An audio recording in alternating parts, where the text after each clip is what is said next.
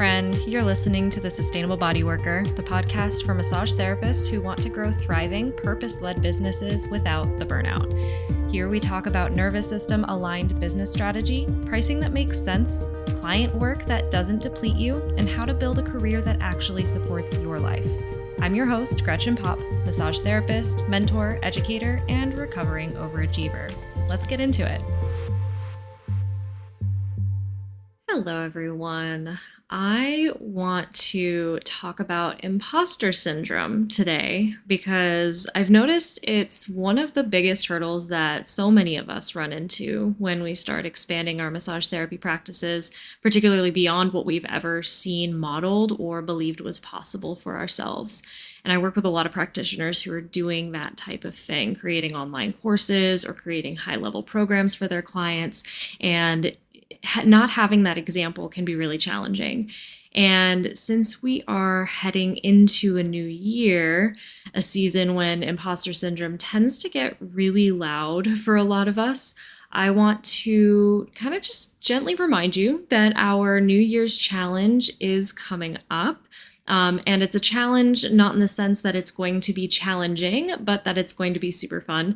It's designed to be really accessible and help you build confidence through small, doable actions, not pressure or perfection. So it's going to be really super fun. The link to join us is in the show notes of this episode, and we're going to be sharing all the details about it in next week's episode. So be sure that you are subscribed so you don't miss it, and maybe share it with a friend because this is going to be a really fun challenge to be doing with a buddy. And going into the concept of imposter syndrome this week, I want to be really honest with you. Imposter syndrome is creeping up for me right now, too. I'm in the middle of moving the entire Sustainable Body Worker membership onto a new platform. We're getting off of Facebook once and for all. We're getting all of our content onto a really beautiful, seamless piece of software. I'm restructuring the entire membership and frankly, just kind of starting to do things in a completely different way. And it's a big step for me. And even though I've done a lot of hard things before, this transition in particular is stirring up all kinds of old patterns. For me, imposter syndrome doesn't usually sound like a super loud, dramatic voice in the back of my head saying you're not good enough. Sometimes it does when I'm feeling really bad. I'll actually hear like you're just a piece of shit in the back of my head. Pardon my French. I just want to be really real with you about what my experience is. And that's one of the biggest pieces that has been challenging for me when it gets really bad. But generally speaking, imposter syndrome shows up a lot more subtly for me than that. I've noticed myself getting a little bit more short-tempered and reactive to scenarios, kind of slipping into old patterns a lot more easily. I go into workaholic mode and really resist taking breaks and don't necessarily prioritize what's good for me over the work that needs to be done. I've been sleeping in a lot, even though starting earlier in the day always helps me get momentum. I never regret it when I do. And my wrist has also been flaring up, which makes body work and even my self-care practices like yoga really painful. And all of these things are the familiar ways that my nervous system tries to protect me when I'm stretching into something bigger.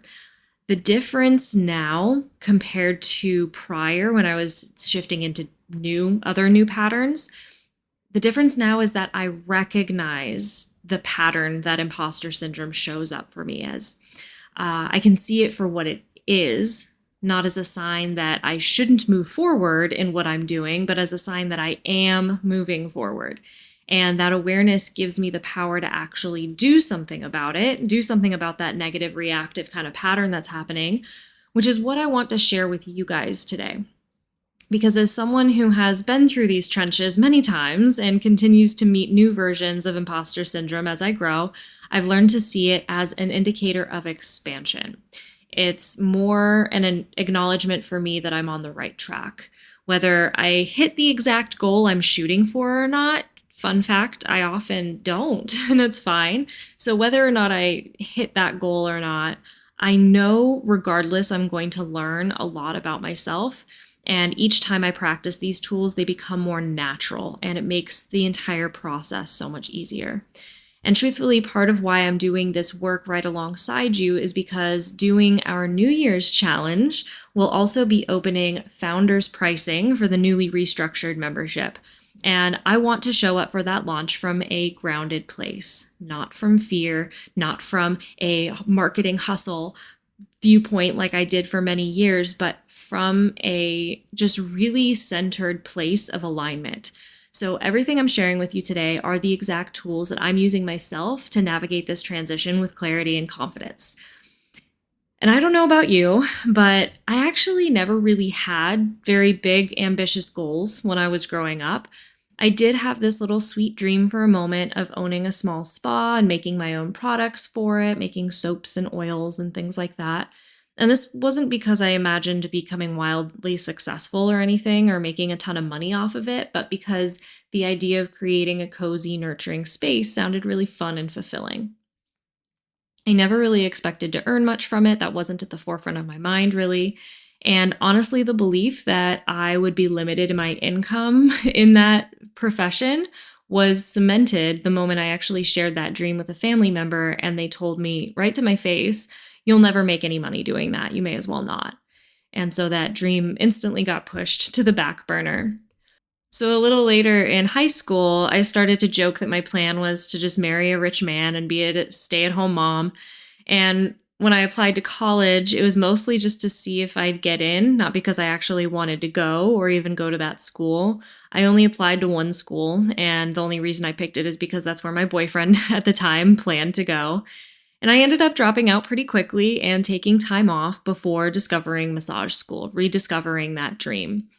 I graduated high school really early at 16, and I spent those in between years when I was not avoiding my college classes. I was working random jobs.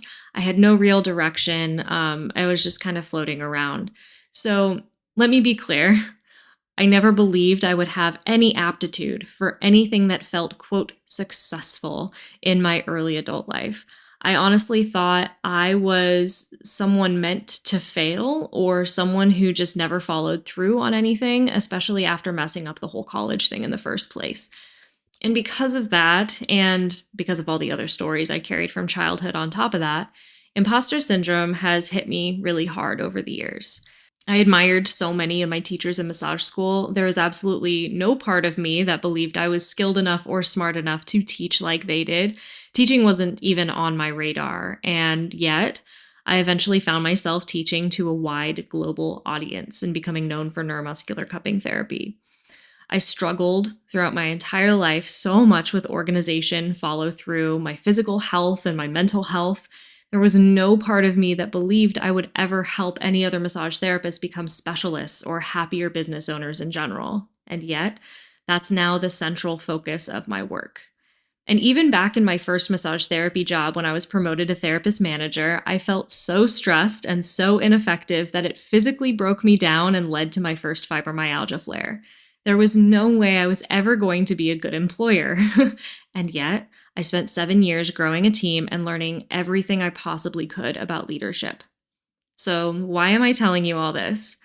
I'm telling you this because somewhere along the way, many of us internalize the idea that we have to start out with a clear dream or a natural aptitude in order for something to be meant for us. We think that if something feels hard or if we get knocked down repeatedly on the way to a goal, it must be a sign that we're on the wrong path. But what I've learned is that every single path is bumpy, all of them. It doesn't matter which one you choose. And imposter syndrome is just one of the bumps we hit, even if we had the dream from the very beginning or showed talent early on. Notice what I just shared with you. Every negative story my brain still wants to use as evidence that I'm an imposter anytime I do something big in my business. What I didn't list for you were all the very real aptitudes I had for each of those things in one way or another, because my brain doesn't automatically look for those, and yours probably doesn't either. So we need to step outside of that automatic story that our brain tells us, the one that loves to highlight only the evidence that confirms our self-doubt. The truth is, imposter syndrome is not a character flaw. It isn't a lack of skill, and it isn't a sign that you're on the wrong path. It's a completely predictable response to doing something that expands your identity beyond what you've experienced before. It's totally natural.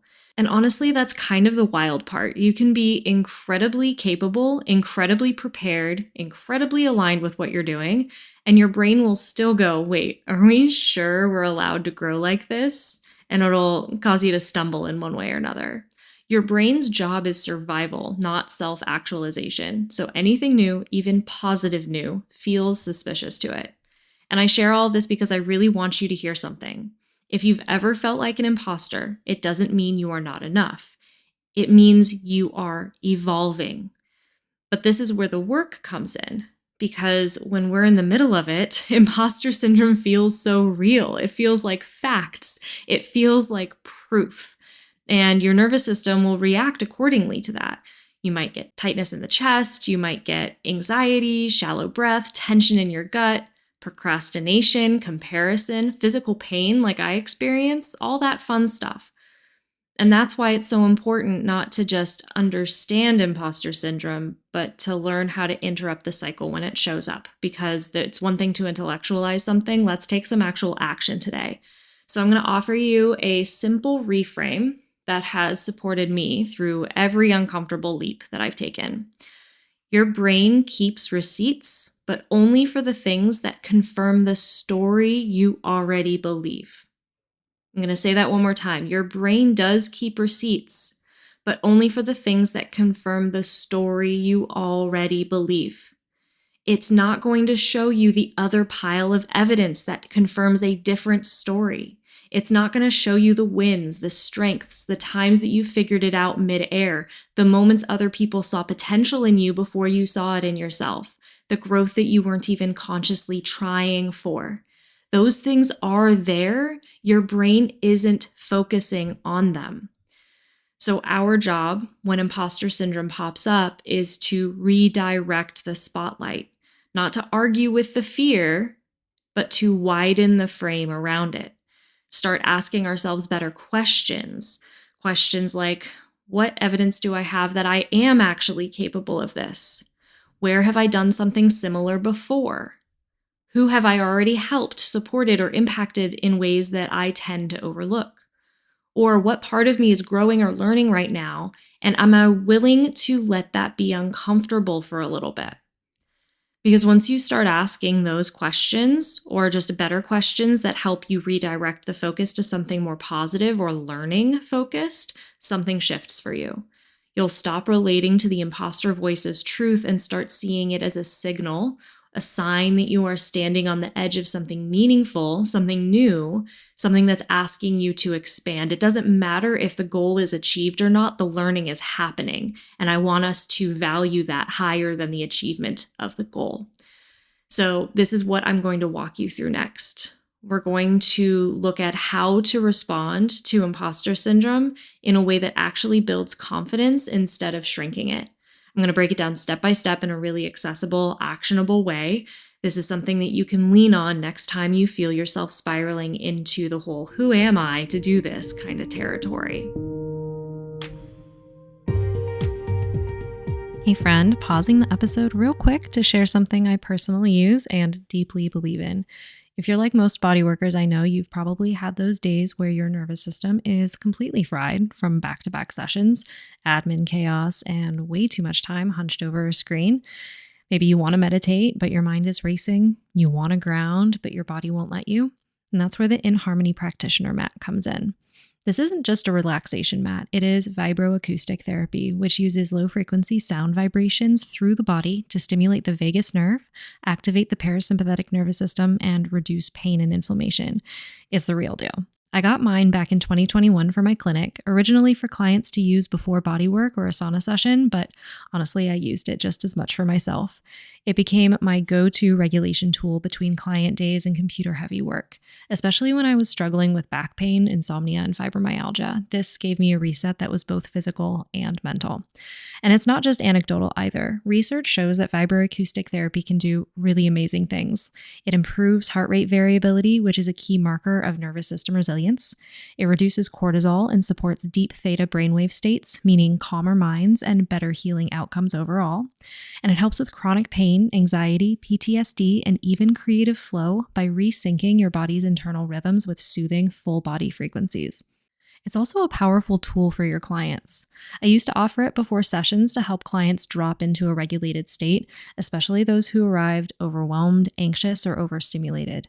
You know, the ones who can't relax on the table until 30 minutes in. This helped them release their baggage at the door so that we could actually do deeper, more effective work from the start of their actual session with me. Some practitioners even use it during sessions to enhance results. I personally prefer to keep it separate, but I did love pairing it with herbal wraps, giving clients a way to receive deeply without being touched, which can be incredibly healing for trauma-informed care. And here's the thing. The nervous system is the entry point for transformation. If we can calm it, everything changes. For you, for your clients, for your business. And if you want to experience it for yourself or add it to your practice, head to iaminharmony.com and use my code NEURO5 for 5% off. It's a write-off for your business, and honestly, it's one of the best investments I've ever made. All right, let's get back to the episode.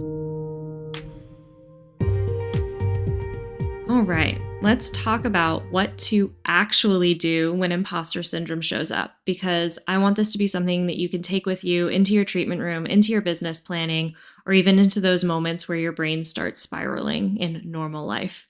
So there are 3 parts to this, and they build on each other in a really natural way. So the first one is just naming it without arguing with it. The first step is simply recognizing, oh, this is what imposter syndrome looks like for me. This is what it feels like in my body. This is how it shows up in my thoughts. Most people try to debate it or push it away, but that actually gives it more power. So instead, just note it and kind of tag it in your mind with neutrality, the same way that you would observe a trigger point in a client's tissue, like, okay, that's there while we're opening up the tissue, not necessarily going to work on this quite yet, but that's what that is. Okay. And you're taking a wide assessment of the area before you decide an action plan, right? We're doing the same thing here with our thoughts. We're tagging it, we're noting it, and taking a bigger picture of what else might be involved. So the important thing here is too, you don't have to believe the negative words that it's saying, but you also don't have to automatically come up with a reframe. You don't have to be like, oh, nope, that's actually, I'm great at this. If you're telling yourself that I'm terrible at this, this is not when you automatically go, no, I'm great at this. We are simply just tagging it as like, oh, I'm telling myself this. I'm saying this about myself. This is what's happening. That's as far as this step goes, okay? From there, we widen the lens. We look at this with a wider frame. And this is where we create some distance from the old story. We've labeled the story, we've tagged the story and identified it. Now we're creating some distance from it. You're going to ask yourself questions that pull in the evidence that your brain isn't naturally offering you, because you're getting plenty of evidence of why this isn't working for you or why you're not cut out for this. We are shifting and looking in a different direction. Where have I done something hard before and figured it out? Who has already benefited from what I'm trying to do? What skills do I actually bring into this moment that maybe I'm not acknowledging right now? Or even, what's the smallest piece of this that I can feel confident about right now? And every time you do this, you're retraining your brain, you're retraining your nervous system to see the full picture and to look for other evidence. You're saying this evidence is important too, not just the fear-based evidence you're naturally pulling up. And if you caught my imposter syndrome hypnotherapy episode a couple episodes back, that's also a really great tool to pair with this step. It helps you shift your internal state so that you're not fighting your nervous system while you're trying to reason with yourself. And there's a lot of reasons why this is really important. So getting yourself into a relaxed, regulated state is really great for these reframes. Your brain is going to be a lot more open to it at that point as well. And the third and final step is taking one small embodied action. And this is the most important part. We're not taking a huge leap. We're not doing a complete overhaul. We're looking for one tiny action that will prove to your brain, I am the kind of person who shows up for this.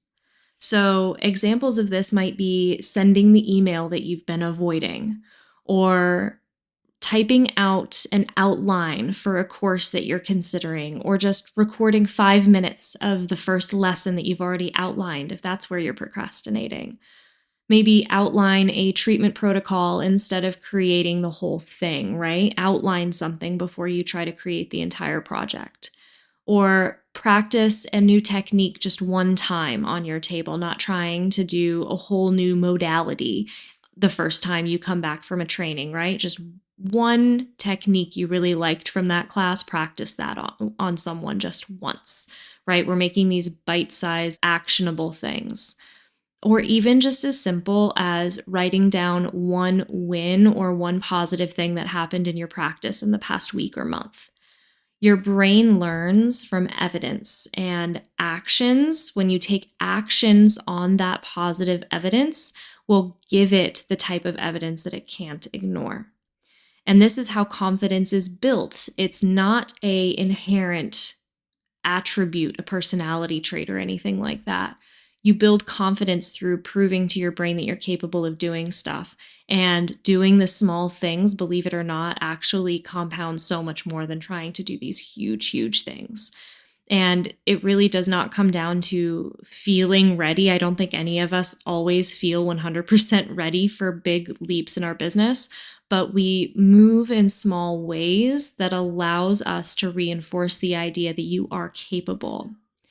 And this matters so much for massage therapists specifically. I really want to bring this back into why it's so important for us as practitioners in this field, because this is important information for anybody growing a business, but massage therapists are unique in the way that our work is so relational, right? We embody our work and we are so intertwined with the clients that we work with, and the work is so intertwined with who we are at the core that imposter syndrome can bleed into everything that we might want to do, especially if we're growing our businesses and practices beyond what we originally thought we were capable of. You might think, who am I to teach? Who am I to increase my prices and charge more than that other person? Who am I to create an online course and share this knowledge with other people? Who am I to run a sustainable business when I feel so disorganized? Who am I to specialize in this technique when others know more than I do, right? Sure, one of these resonates with everyone. At least one of these resonates with everyone who's listening. And I would love to know. So if you ever want to join the conversation and connect with me on Instagram and let me know if any of these resonate for you. I have absolutely had all of these voices in my head at one point or another. But here's the truth. The practitioners in this field who make the biggest impact are not the ones who start with the most confidence. They're the ones who are willing to grow into it. And frankly, who are willing to feel a little uncomfortable along the way. And that's what every single step of this process is helping you do.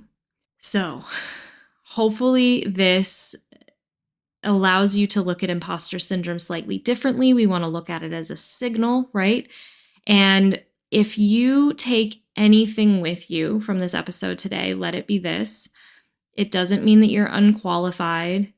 It means that you are expanding beyond what your brain has experienced before. That's it. So name it, widen the lens, and take one small action to create that positive evidence for yourself. And if you want a guided way to shift your internal state when those spirals feel really overwhelming, re-listen to the imposter syndrome hypnotherapy episode 2 episodes back. It's there for you anytime you need to regulate and reconnect. It's a shorter version of the one that we have available on the hypnotherapy library on the membership. So if you want to go deep and you really want to create lasting change and have access to the entire hypnotherapy library, it's there inside the membership. But before we close today, I want to leave you with this. Doing this kind of inner work, the mindset shifts, the nervous system rewiring, the rewrites of who you believe you're allowed to be, it's so much easier when you're surrounded by people who are walking the same path and experiencing a lot of the same rewriting of stories as you. A lot of us try to do this growth in isolation, and that's usually when imposter syndrome feels the loudest. So, if you've been craving more support, more accountability, or simply a community where conversations like this are normal, the Sustainable Bodyworker membership is where all of that lives. And right now is truly the best moment to join. We're moving into the brand new software platform I've been telling you about. It's going to be a much more intentional space. There's no social media noise. There's no dopamine traps of having to log into Facebook. It's just a grounded community of body workers growing sustainable practices together. And to celebrate this transition, I am offering special founders pricing through the start of the new year. It's the most accessible pricing the membership has ever had, and there's no long-term commitment. Plus, as we head into January, the New Year's Challenge is coming. And again, more details on that very soon next week. Stay tuned for that episode. And while the main challenge is completely free for the whole community, I'm also running a members-only level of that challenge that goes deeper with extra support and more guidance from me throughout the month. I'm really, really excited about it. So if you've been listening to the podcast and feeling that little spark, that sense of, I want to feel supported like that, I want to grow like that, I want to be surrounded by people who get it, this is your invitation to join us. You can check the link in the show notes to explore the membership, learn about everything that's included, and join us as we head into a really exciting new year together.